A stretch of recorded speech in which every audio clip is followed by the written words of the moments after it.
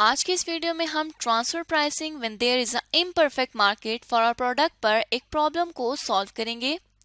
तो जैसे कि ट्रांसफर प्राइसिंग के बारे में हम जानते हैं कि ट्रांसफर प्राइसिंग एक ऐसा अमल है जिसमें जब एक ही कंपनी के दो डिफरेंट डिवीजन्स आपस में गुड या सर्विसेज को ट्रांसफर करते हैं तो उन गुड्स या सर्विस की जो प्राइस है उसको सेट करने के अमल को ट्रांसफर प्राइसिंग कहा जाता है और जो प्राइस सेट की जाती है उसे ट्रांसफर प्राइस कहा जाता है।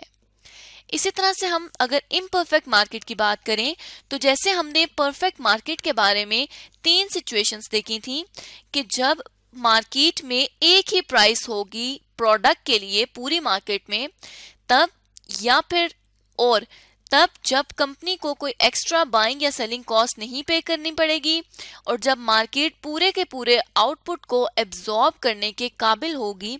जहां पर जिस मार्केट में ये तीनों पॉइंट्स मीट होंगे उस मार्केट को हमने कहा था कि ये मार्केट परफेक्ट मार्केट है।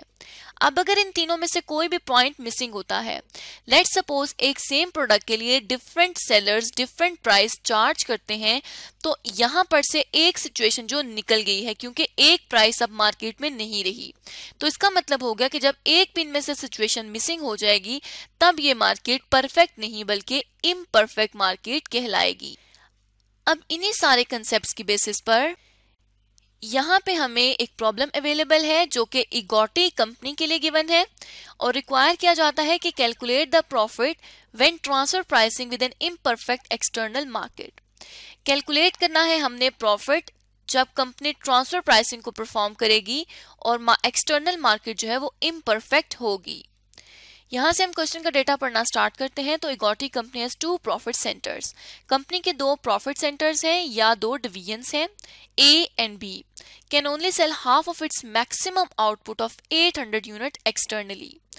इसमें कहा जाता है कि कंपनी सिर्फ हाफ जो है अपनी यूनिट्स का वो सेल कर सकती है एक्सटर्नल मार्केट में, क्योंकि बिकॉज ऑफ लिमिटेड डिमांड, क्योंकि जो मार्केट की डिमांड है वो लिमिटेड है। इसका क्या मतलब हुआ कि अगर डिमांड लिमिटेड है तो जो मार्केट है वो कंपनी के पूरे आउटपुट को एब्जॉर्ब नहीं कर सकती।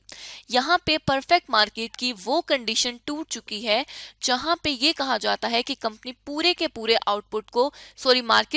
पूरे आउटपुट को एब्जॉर्ब कर सकती है। तो इसका मतलब हुआ कि ये जो क्वेश्चन अवेलेबल है ये हमें इम्परफेक्ट एक्सटर्नल मार्केट से रिलेटेड है। It transfer the half of its output to be. बाकी का जो आधा आउटपुट है वो बी को ट्रांसफर करता है which also faces limited demand, जिसकी ऑलरेडी लिमिटेड डिमांड है। Cost and revenue in an accounting period are as follows. जो कॉस्ट और रेवेन्यूज हैं वो यहाँ अवेलेबल हैं ए, बी और टोटल कंपनी की। एक्सटर्नल सेल्स अवेलेबल हैं, कॉस्ट ऑफ प्रोडक्शन अवेलेबल है और प्रॉफिट अवेलेबल है। साथ ही साथ कहा जाता है कि division A's cost included fix production overheads of 4800। जो डिवीजन की कॉस्ट है वो इंक्लूड कर रही है 4800 के fix production overheads and fix selling and admin cost of 1000 और फिक्स एडमिन और सेलिंग कॉस्ट जो है वो 1000 रुपीज की इसमें इनकॉर्पोरेट की जा रही है। फर्दर कहा जाता है there is no opening and closing inventories. यहाँ पर कोई ओपनिंग और क्लोजिंग इन्वेंट्रीज नहीं है। इट डज नॉट मैटर, यहाँ पर ये मैटर नहीं करता फॉर दिस इलिस्ट्रेशन, इस क्वेश्चन के लिए। वेदर मार्जिनल और एब्जॉर्प्शन कॉस्टिंग इज यूज, और ये भी मैटर नहीं करता कि मार्जिनल या एब्जॉर्प्शन कॉस्टिंग इस्तेमाल की जा रही है। For the moment we shall ignore the question of whether the current output levels are. यहाँ पर इग्नोर करेंगे हम कि करंट आउटपुट लेवल क्या है और प्रॉफिट मैक्सिमाइजिंग कंपनी का गोल है या नहीं। इन 2 बातों को हम यहाँ पर इग्नोर करेंगे। Company can use transfer pricing at full cost. Company जो है वो transfer pricing full cost per adopt कर रही है। अब यहाँ पर से हम क्वेश्चन का जो सोल्यूशन है उसे स्टार्ट करेंगे, जिसमें हमें ये कहा जाता है कि ट्रांसफर प्राइसिंग को हमने फुल कॉस्ट पर लेके चलना है। अब फुल कॉस्ट को हम कंसीडर कर सकते हैं कि फुल मैन्युफैक्चरिंग कॉस्ट होगी या टोटल कॉस्ट होगी। तो यहाँ पर हम एज्यूम करेंगे कि जो फुल प्रोडक्शन कॉस्ट है, जो फुल कॉस्ट है एक प्रोडक्ट की, वो हमारे पास जो है कंपनी के लिए जो ट्रांसफर प्राइस है वो होगी। तो उसके लिए हम क्या करेंगे कि हमने सबसे पहले जो है वो ट्रांसफर प्राइस की सेल्स को कैलकुलेट करना है। उसके लिए हम क्या करेंगे कि अगर जो ट्रांसफर प्राइस है उसको फुल कॉस्ट पर लेना है, तो यहाँ पे हम कॉस्ट ऑफ प्रोडक्शन देख सकते हैं 13,000 रुपीज की है, जिसमें 4800 फिक्स प्रोडक्शन ओवरहेड्स है और 1000 की सेलिंग और एडमिन की कॉस्ट है। अब सेलिंग और एडमिनिस्ट्रेशन की जो कॉस्ट है वो वैसे भी प्रोडक्ट कॉस्ट का हिस्सा नहीं होती, तो यहाँ पर हम इसको एज्यूम करेंगे कि यह प्रोडक्ट कॉस्ट का हिस्सा नहीं है और हम प्रोडक्शन को लेकर, प्रोडक्शन की कॉस्ट को लेकर चलेंगे। तो इसका क्या मतलब हुआ कि इन 13,000 रुपीज में से जो 1000 है वो हम लेस कर देंगे एडमिन और सेलिंग का, तो अब हमारे पास 1200 रुपीज की आ जाएंगी जो है कॉस्ट। अब इस कॉस्ट का, क्योंकि हमने फुल कॉस्ट पर लेना है, अब इस कॉस्ट का हाफ जो है, प्रोडक्शन का हाफ जो है वो कंपनी दे रही है इंटरनल मार्केट में। तो यहाँ पर जो ट्रांसफर हो जाएगी, ट्रांसफर की सेल्स बनेंगी वो 6,000 रुपीज की होंगी। मतलब ये 6,000 जो है ये ट्रांसफर सेल्स हैं। क्योंकि उसने प्रोडक्शन की बात की थी, तो यहाँ पर हमें जो कॉस्ट ऑफ प्रोडक्शन है उसके थ्रू हम लोग ट्रांसफर सेल्स को कैलकुलेट कर लेंगे। उसका 50% जो होगा वो हमारे पास ट्रांसफर की सेल्स कहलाएंगी। अब यहाँ तक हम ट्रांसफर की सेल्स को मालूम कर चुके हैं। अब हमने क्या करना है, यहाँ पर हमने ए बी कंपनी के लिए जो है वो बना लेने हैं अपने पास डेटा, और साथ ही साथ हम कंपनी एज अ होल के लिए भी यहाँ पर डेटा जो है वो बना लेंगे। उसके लिए सबसे पहले हम करेंगे क्या, सबसे पहले यहाँ पर हम ओपन मार्केट की सेल्स को लिख देंगे। ओपन मार्केट की सेल्स ए की हमें एक्सटर्नल सेल्स यहाँ पर अवेलेबल है 8,000। हाँ, अगर हमें ये कहा जाता कि कंपनी जो है वो ट्रांसफर करेगी मार्केट प्राइस पर, फिर हम इस एक्सटर्नल सेल्स का 50% लेते, लेकिन क्योंकि प्रोडक्शन या आउटपुट के से रिलेटेड कहा गया है तो यहाँ पे हम इस कॉस्ट ऑफ प्रोडक्शन का 50% ले रहे हैं।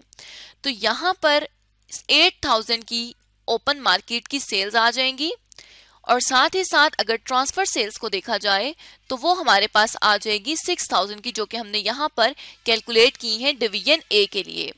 अब हमने टोटल सेल्स जिसमें इंक्लूड करनी है ट्रांसफर सेल्स वो कैलकुलेट करनी है, जिसमें हम 8,000 में 6,000 रुपीज को ऐड कर देंगे तो 14,000 की टोटल सेल्स आ जाएंगी। अब हमने ट्रांसफर कॉस्ट देखनी है, तो ट्रांसफर कॉस्ट को हमने लास्ट वीडियो में भी सीखा था कि जो कंपनी ट्रांसफर कर रही होती है वो ट्रांसफर सेल्स लेती है, और जिस कंपनी को ट्रांसफर की जा रही होती हैं प्रोडक्ट्स उनके पास ट्रांसफर कॉस्ट होती है। तो यहाँ पर ट्रांसफर कॉस्ट हमारे पास नील आएगी। तो कंपनी की ओन कॉस्ट कितनी है, अगर कंपनी की अपनी कॉस्ट देखी जाए तो यहाँ पर कॉस्ट ऑफ प्रोडक्शन हमें 13,000 की अवेलेबल है। अब यहाँ पर डिवीजन की टोटल कॉस्ट की बात की जा रही है, तो डिवीजन की टोटल कॉस्ट जो है वो 13,000 की है। तो हमने यहाँ पर ओन कॉस्ट में इनर कॉलम में पहले लिखना है 13,000, फिर हमने ट्रांसफर और ओन कॉस्ट का टोटल करके आउटर कॉलम में टोटल कॉस्ट लिख देनी है। तो यहाँ पर टोटल कॉस्ट जो है वो भी 13,000 रुपीज की ही आ जाएगी।